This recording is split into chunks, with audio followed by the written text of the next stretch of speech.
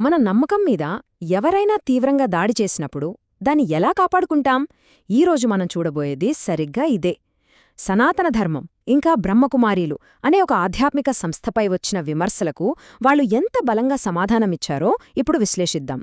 ఇది కేవలం ఒక సమాధానం కాదు, వాళ్ల విశ్వాసాన్ని కాపాడుకోవడానికి చేసిన ఒక ప్రయత్నం. సో అసలు కథ ఇక్కడే మొదలవుతుంది.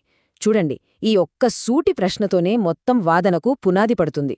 ఈ వివాదమంతా ఈ ప్రశ్న చుట్టూనే తిరుగుతుంది అన్నమాట. సరే, మరి ఈ వివాదం వెనుక ఉన్న అసలు ఆరోపణ ఏంటి? మొదటి భాగంలో రచయిత దేనికింతలా స్పందిస్తున్నారో ఆ మూలాల్లోకి వెళదాం. అసలు పాయింట్ ఏంటంటే, వాళ్ల ఆధ్యాత్మిక మార్గం మొత్తం ఈర్ష, ద్వేషాలతో నిండిపోయిందని ఎవరో అన్నారన్నమాట. ఈ ఒక్క మాటతోనే రచయిత బాగా రెచ్చిపోయారు. అందుకే ఈ మొత్తం వాదన మొదలైంది.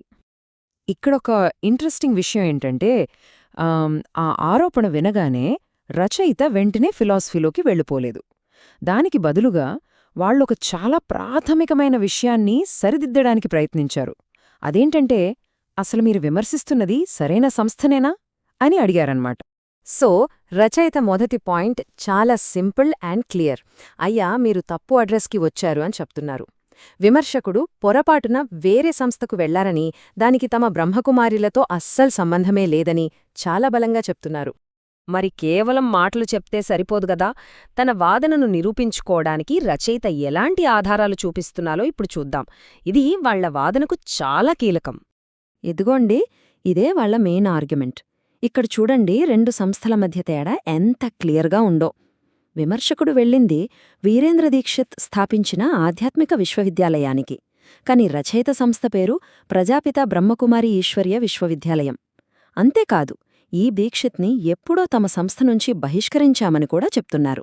సో ఈ రెండు వేర్వేరు అని వీళ్ల వాదన. ఆ వేర్పాటు ఎంత తీవ్రమైనదో చెప్పడానికి రచయిత వాడిన ఈ పోలిక చూడండి, ఎంత పవర్ఫుల్గా ఉందో.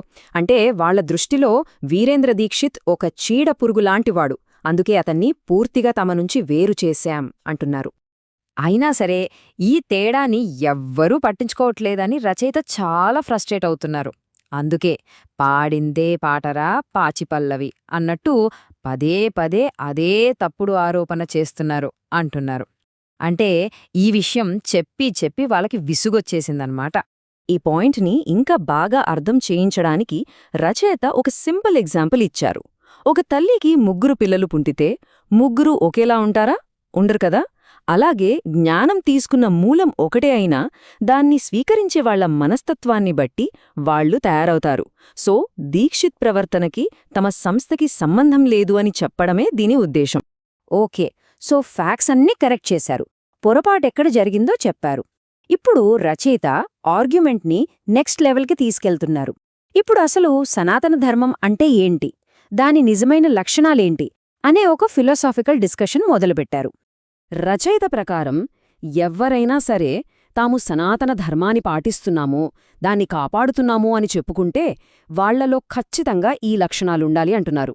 అవేంటంటే శాంతి, ప్రేమ, కరుణ, దయ. ఇవి లేకుండా ధర్మం లేదన్నది వాళ్ల వాదన.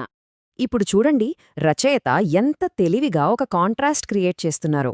ఒకవైపు ధర్మం అంటే శాంతి, ప్రేమ అని చెప్తూ, మరోవైపు విమర్శకుడిలో ఉన్నవి ఈర్ష్య, ద్వేషం, నిందలు అని ఆరోపిస్తున్నారు. సో నిజమైన ధర్మానికి, విమర్శకుడి ప్రవర్తనకు మధ్య ఉన్న నైతిక వ్యత్యాసాన్ని ఇక్కడ చూపిస్తున్నారు. ఇక్కడ వాదన చాలా పర్సనల్ అవుతోంది. విమర్శకుడు వీళ్లని బ్రహ్మరాక్షసులని పిలిచారట. దానికి రచయిత ఏమాత్రం తగ్గకుండా, నా అభిప్రాయంలో ఆ బిరుదు మీకే సరిగ్గా సరిపోతుంది అని రివర్స్ అటాక్ చేస్తున్నారు. ఇది కేవలం డిఫెన్స్ కాదు, ఎదురు దాడి. సరే, ఇన్ని వాదనలో ఖండనల తర్వాత రచయిత ఈ విషయాన్ని ఎలా ముగిస్తున్నారో, వాళ్ళుచ్చే చివరి సలహా ఏంటి, హెచ్చరిక ఏంటి, దాన్ని చూద్దాం. ఇక్కడ రచయిత ఒక స్ట్రాంగ్ వార్నింగ్ ఇస్తున్నారు. మీరు ఇలాగే బురద చల్లడం కంటిన్యూ చేస్తే మేము ఏమీ చేయకపోయినా పర్వాలేదు, పైనుంచి దైవమే మీకు తగిన గుణపాఠం చెబుతుంది అంటున్నారు. ఇది వాళ్ల నమ్మకంలో ఉన్న తీవ్రతను చూపిస్తుంది. కేవలం తిట్టడమే కాదు, రచయిత విమర్శకుడికి ఒక దారి కూడా చూపిస్తున్నారు. భగవద్గీత చదవమని, ధర్మం అసలు లక్షణాలు తెలుసుకోమని, మనస్సుని దేవుడి మీద పెట్టి శాంతిని పొందమని సలహా ఇస్తున్నారు. అన్నింటికన్నా ముఖ్యంగా ఈర్ష్య ద్వేషాలతో ధర్మాన్ని సాధించలేరని గుర్తుంచుకోమంటున్నారు. సో మొత్తం ఈ వాదన యొక్క సారాంశం ఒక్కటే.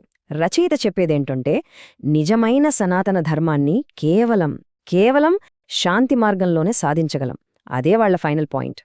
ఈ మొత్తం వాదన విన్నాక చివరికి మనల్ని ఆలోచింపజేసే ప్రశ్న ఒకటి మిగిలిపోతోంది. ఇన్ని ఆరోపణలు, ఇన్ని విభేదాలు, ఇవన్నీ సమసిపోయాక చివరికి మిగిలేది ఆ శాంతి మార్గం మాత్రమేనా? దీని గురించి ఆలోచించాల్సిన అవసరం ఉంది.